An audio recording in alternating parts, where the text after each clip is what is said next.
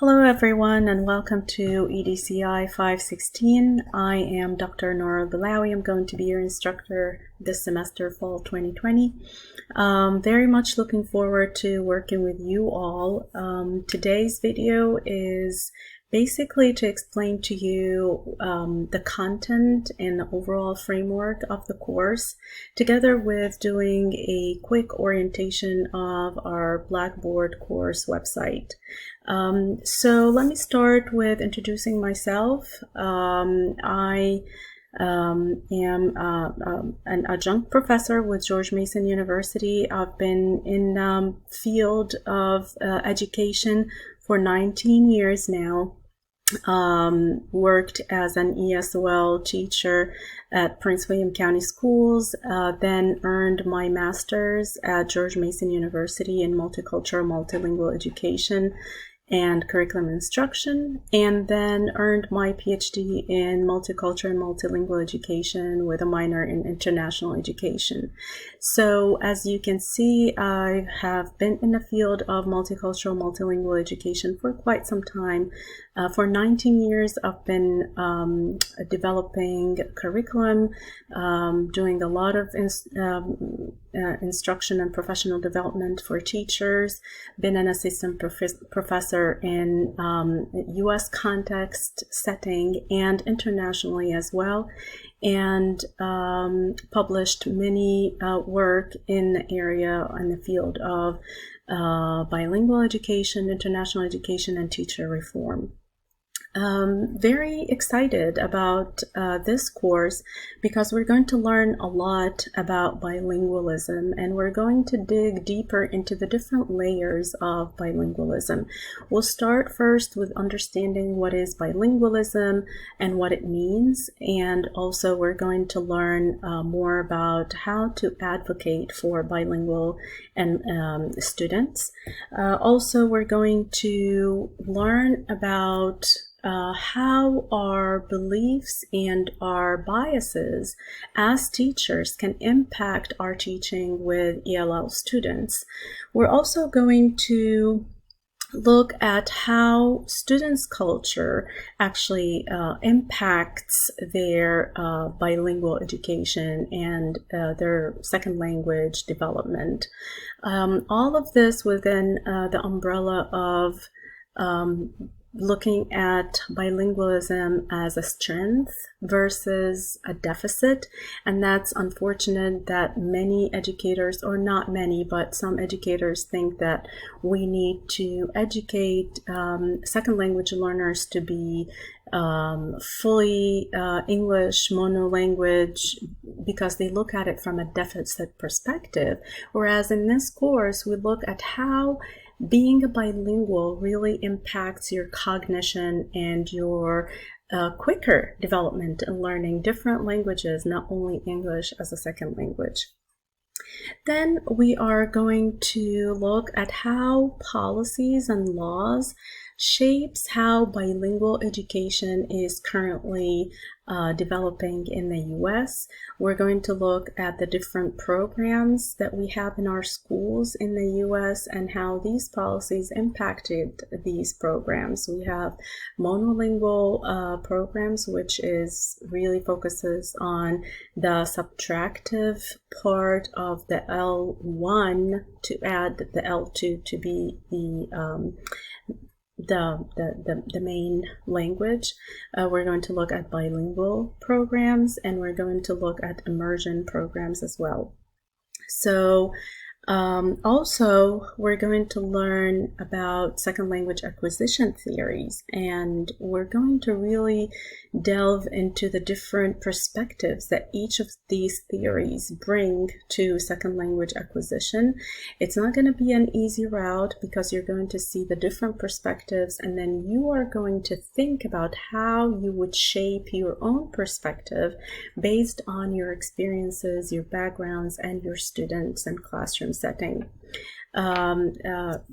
We're also going to, even though it's not really a methods course, we're going to still have a layer of looking at the different practices, instructional practices, strategies, and assessment of second language learners, to have more of a practical or the so what part of all of what we've learned and discussed throughout the semester, to shape it up into creating something solid for us to go out of the course with.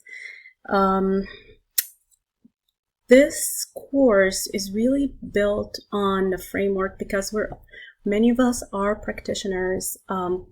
I didn't want to build it on a lecture-based course, but more of a constructivist approach where you as the community of practice here in this course are going to build your own learning through discussions, through questions, through a lot of readings, and create and develop your own perspective of the content. So it really has a lot on you to learn and grasp and be on task, and it will really help for you to build a lot of knowledge if you immerse yourself into each module's task when we start our weeks together. Right here, what you see is the student view of what you actually see for the course page. This is our home page. If you click on home, that's what you're going to see at your home page.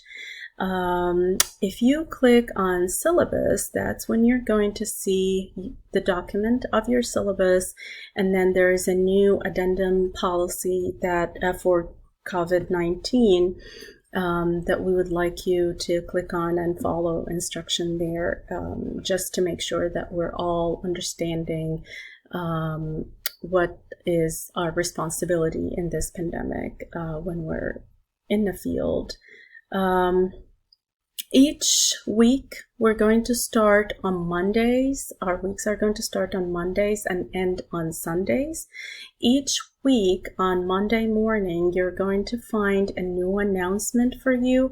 Right now, I haven't written the announcement. You'll see the announcement when we start on Monday. That's the first announcement, and usually the announcements go to your email. So even if you don't click on the announcement to see what's new for us or what are we going, it's always going to be an overarching note for you to just direct us to what we're going to do for this week, and just a kind of a reminder from me. These announcements will go to your email so that you can check it at the beginning of each week. When you go to course content, that's our everything divided by module. Each week it's a new module. We're going to focus on specific tasks, specific content. So when you click on the module, and that's when we're starting module 1, you find all of your tasks and instruction there. That's my message for you as to get started, and it will really direct you and give you an overall perspective of what we're going to do for this week, and maybe overall as well. This orientation video is going to be under this link, and then some important content that I wanted to add for our introductory week to just kind of get you started and thinking about bilingualism. So if you click on Introduction to Content, you're going to see some of the readings that I would like you to explore and look at just to get started and freshen up and pump you up for the next module.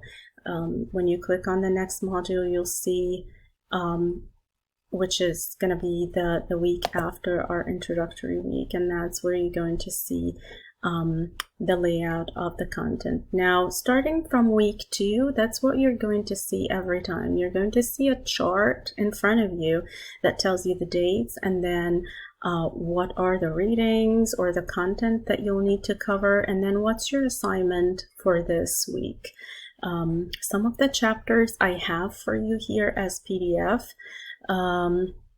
and some of the extra readings that I wanted you to look at with a video to introduce you to second language acquisition by Dr. Kimmins. So that's basically the layout. Now, when you click on assignments, you're going to see the assignments that you're going to, that's where you're going to actually submit all of your assignments. Right here, it's the classroom participation rubric, just for you to know what it means to be in an online class. It's really heavily on your participation on discussion board or following any task that's required from you. This is not a self-paced course, which means that you are going to follow the tasks every week and submit them on the deadline. During that week, you're working for a minimum of 10 hours to cover all of the readings, watching all of the required videos for that week, if applicable, and participate in a discussion community of practice. And I really think about discussion as our community of practice. So I submit, I upload some questions for you to think about and reflect on, and you are required to post an initial post. And I will give you the whole week. So if we start on Monday, you have the whole week to digest the content, read the readings, watch the videos, and then your initial post is due on Friday, and that's your new thread of your main entry of answering these questions. Then I give you Friday afternoon, Saturday, and by Sunday, you will have to reply to minimum of 2 of your peers to give a feedback. And the reason or the main objectives behind doing this is really to create this community of practice. If you just post your initial post, you will have one narrow view, which is your own perspective.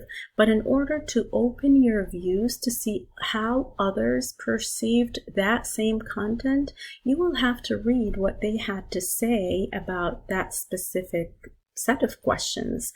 So the reason why I ask you to reflect or to give feedback to minimum of 2 of your peers is because I want you to read 2 entries from your peers and see how they thought about the content.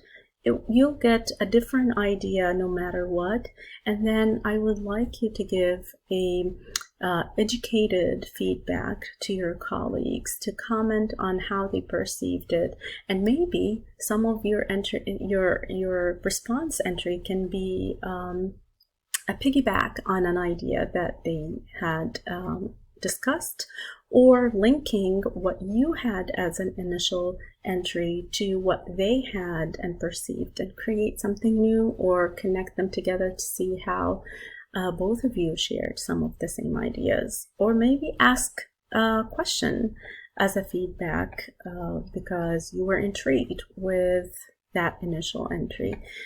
So that's your participation. It's 25% of your grade. So you know now how important it is, and through these discussions, that's how I'm going to know that you spent time and dig deeper into the reading and actually are immersed in the content. We're going to have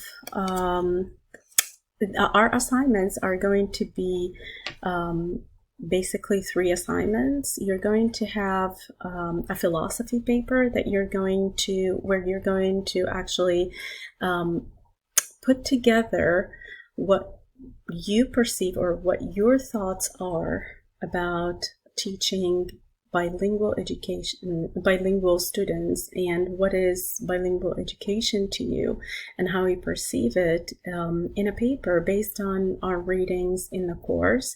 You're going to get a chance to edit and elaborate more in EDR 610, where you're going to revisit this philosophy paper. So think about it as an entry to bilingualism perspective. You're shaping your bilingualism perspective in this course, and then you're going to revisit it in 610, EDRD 610. Another paper will be performance-based assessment